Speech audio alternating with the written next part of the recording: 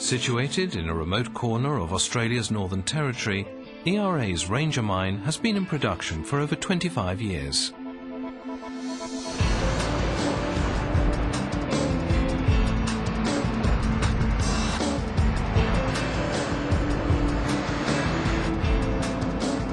We're a very significant player in the world uranium market. About 40,000 tonnes of uranium is mined every year, and we produce about 8% of the world's production.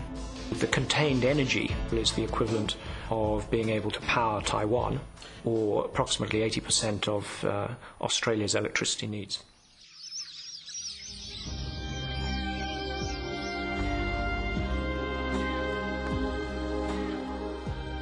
One of the most remarkable aspects of the Ranger mine is its location.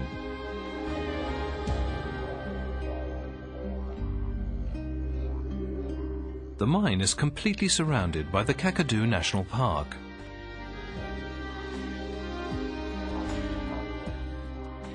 With its unique biodiversity and extraordinary range of climate and wildlife, Kakadu is a World Heritage Site and an environmentally significant region. The park is also an important cultural site for the indigenous peoples who have lived on the land for thousands of years.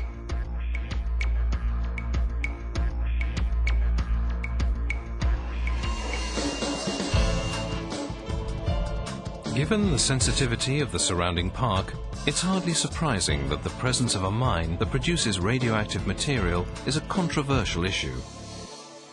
What that means is that we're held to a much higher standard in terms of environmental protection, in terms of cultural management as well, than is probably the case for most other mines in the country and possibly even the world.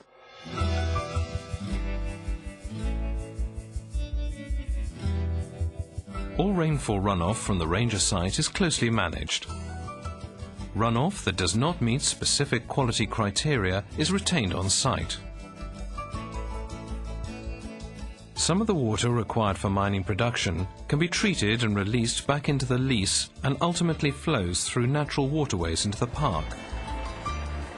The results are closely monitored both by ERA and the Northern Territory and Commonwealth governments, and the Northern Land Council, which represents the traditional Aboriginal owners. I'm very pleased to say that ever since that program was initiated many years ago, in the early 90s is when it was first kicked off as a research program, there's never been any evidence whatsoever of any impact as a result of mining on Magilla Creek or on Kakadu National Park. Production at Ranger Mine may end in a few years' time. The regulations governing closure and rehabilitation are subject to a high degree of external scrutiny. To be incorporated into the park, the rehabilitation of the Ranger lease, including landscape, vegetation and wildlife, must meet extremely high standards. Water management will remain an important issue through the period of decommissioning and rehabilitation. Over the years, the most heavily contaminated water has had to be stored on site. To deal with this, the company is investing around $30 million Australian in a state-of-the-art water treatment plant, which will produce clean water that can be released without environmental harm. The new plant would remain in operation for many years after production ends. To fill in pits, to revegetate, and to leave the land in the same form that it was when we started is something that I think we'll be very proud of in due course. Ranger Mine is located in one of the world's richest uranium provinces, and ERA has an active exploration program looking for extensions to the Ranger ore body as well as other deposits. The company is also reviewing its processing options, including lowering the cut-off grade and radiometric testing to maximize the value of its Ranger operations.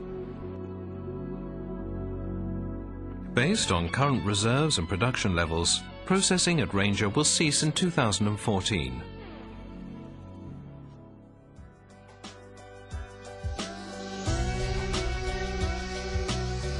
Whatever the future holds, ERA will continue to demonstrate Rio Tinto's ability to conduct sustainable mining operations in some of the most sensitive regions of the world.